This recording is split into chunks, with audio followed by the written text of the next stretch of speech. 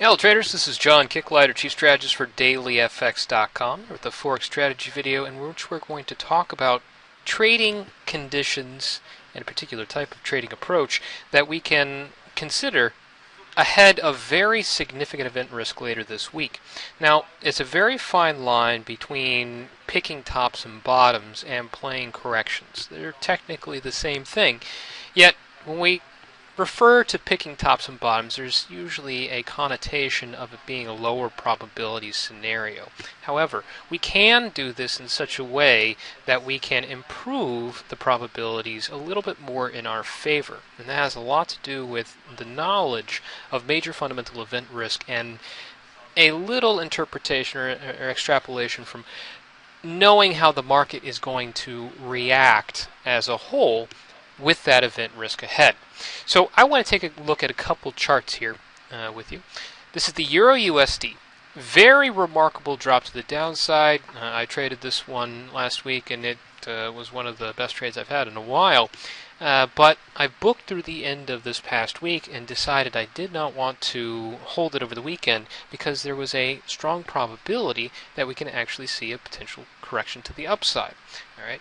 A similar situation can be established with the pound USD. Another really remarkable move to the downside. In fact, you can see from this consecutive bar indicator that we haven't had a move of this magnitude since back here in January. All right. So a very significant consecutive move down, and we are seeing a possible correction opportunity, but it could also turn into a follow-through event. So it depends on what the catalysts are behind this. And a third that has a lot of interest to me, and the one I'm more closer to actually trading, is the Euro Yen. A very sharp correction there, 4 days down. We covered from up here at about 123.50 all the way down to 132.50. So we had a really remarkable 300-point move in the span of 4 days, and it falls within nicely here a broader congestion pattern, holding this technical floor very nicely. So what makes this a scenario where we can say that this is a good idea or even a decent idea to try to trade against a very remarkable momentum event like this? All right, there are a number of things we need to take into consideration, but from the standard perspective, we should at the very least see some level of correction or at least a hold. We can see that we did hold this trend line and we are seeing a little bit of a pullback. That is going to be a first approach. That is a first requirement, a technical requirement. We have a similar scenario here on the Euro USD, and we have the Pound USD offering up the same. We have technical levels that have tentatively held, and we are seeing a little bit of pullback. However, that tentative hold could very easily turn into continuation. I'd like to call your attention back to this pound dollar move, where we had previously a 6 consecutive down day. It actually continued on to a more prolific bearish trend. So what is telling me that this is going to be a situation where we could see a rebound like we had on this particular 6-day decline turn into a reversal, rather than this, a continuation? Because prevailing momentum, the prevailing trend, is inherently the more probable outcome. I think a lot of this determination comes from timing and event risk. All right, so the people that are on my my distribution list actually get this every Friday, the Manic Crisis calendar, but you can see very much the same thing in the Daily FX calendar itself. Knowing that there is major event risk ahead, which we do with very certain pairs, can be a curb on economic activity. All right, so looking through the first couple of days, Monday, Tuesday, we have notable pieces of event risk, including this EU economic forecasts, all right, RBA rate decision, ISM service sector report for the U.S., a number of policy officials speaking from the Fed, all right, notable event risk. But the big stuff, the things that can tap into the underlying themes of the market, come starting Thursday, when we have the ECB rate decision, the U.S. third quarter GDP report, and then, of course, Friday's non-farm payrolls. Those are very important thematic pieces of event risk. They tap into the kind of considerations that have proven themselves time and time again to move the market. For the U.S. GDP and October non-farm payrolls, we know that this is exceptionally important for the U.S. dollar. In fact, last week, when we had the Federal Reserve decision come out, their decision to maintain a more hawkish bearing in their commentary, a more hawkish tone, there was a reaction from the market where the dollar was getting a pretty significant boost. So we have shifted the taper timetable from March, which is the leading consensus, to now something that is more evenly distributed to potentially a December or January taper. All right, that has been a big dollar-based pickup. All right, a shift in expectations. That in turn has led to the dollar rallying, which gave a lot of the momentum, or contributed a lot to the momentum of the Euro USD and pound dollar, our two examples, or two of our three examples. However, continuation and building up on that particular theme really depends on the leading consensus. Will we continue to see those expectations for a nearer term taper build, or will they kind of adjust to whatever the information, the data is that we have on hand, and then stop in their tracks? That's the kind of concern that we have right now. But knowing that we have major event risk, like the U.S. GDP figure and like the non-farm payrolls, which can further illustrate or further define those expectations, that is going to be something of a curb on momentum. In other words, we think of the bigger players in the market, the people that have to manage billions upon billions of investors and deposits, capital holdings. Do they want to expose themselves to major risk with the dollar and its exchange rate, knowing that there is going to be these kind of event risks in the near future? Right? They don't trade for short-term scalping gains. They place their positions more for medium-term swings. Knowing that this event risk is here is going to curb their interest. And in fact, a lot of investors are likely to unwind risk, unwind the recent buildup in exposure that they may have adopted. Notably here, a possible dollar rally. So seeing that correction, seeing that unwinding of short-term dollar exposure can inherently lead to a rebound from the pound dollar and the euro dollar, as well as other dollar-based pairs. All right.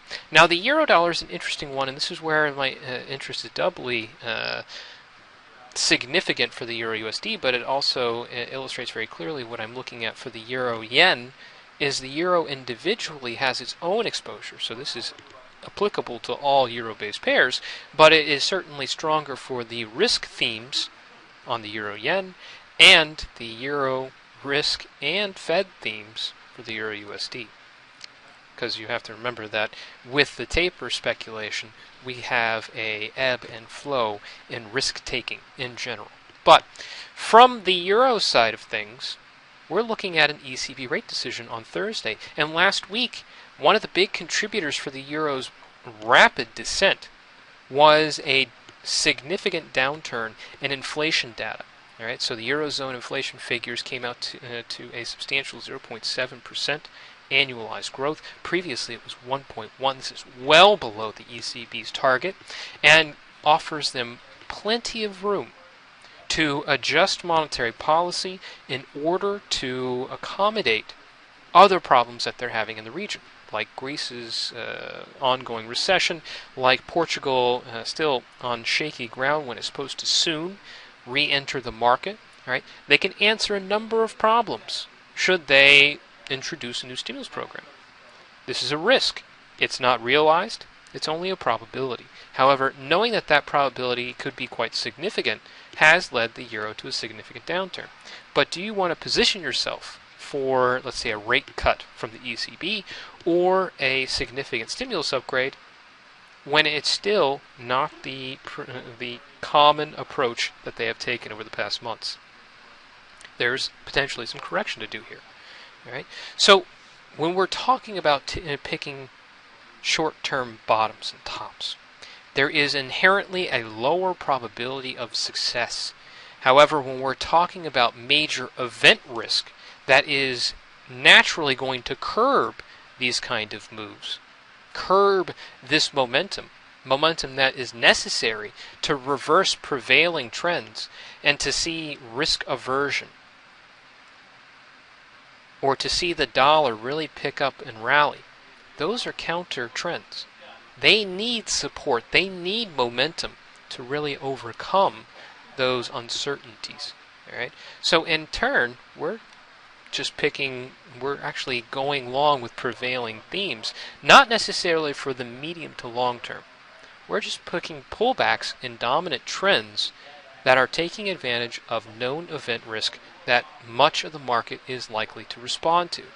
They are going to remove themselves from that risk, and that can naturally feed into those dominant trends. Now, of course, this is not a sure thing. Nothing is in the market. But this is the kind of circumstance that we can put together between technicals and fundamentals to know that there is a higher probability that these trades could actually work in our favor. Now, as for how much we look for, that's always going to be a consideration, a concern.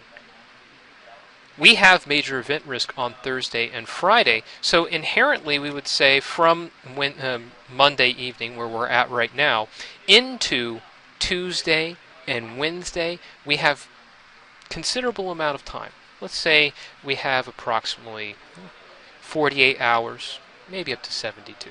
But will we not necessarily find significant follow-through on a bounce from the pound dollar, or find follow-through on a bounce from the cable, or find a strong bounce from the euro yen? Should we target the entire range? One of the most famous sayings, and one of the most accurate: bulls make money, bears make money, pigs get slaughtered. Right? Looking for the entire range is probably not going to work with the time frame we have and the level of conviction. This is probably going to be a move that is more associated to a deleveraging of short-term exposure, those people that took advantage of the move to the downside like we did last week. So it doesn't necessarily confer a strong follow-through to the reversal. A lot of people are not just going to build up long euro yen or long pound dollar positions because it's counter trend, because that too will be curbed by the knowledge of the event risk ahead. Right? So we're looking for more corrective moves which don't necessarily cover the entire range.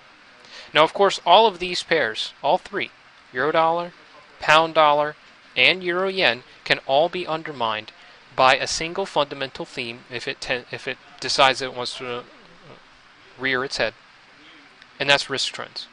If, for some reason, we see a meaningful risk aversion theme where the markets are simply deleveraging exposure because of something that was unforeseen, the downdraft we would have in risk aversion would easily spill over into the US dollar, sending dollar rallying as a safe haven currency, and the yen crosses as expensive carry trades.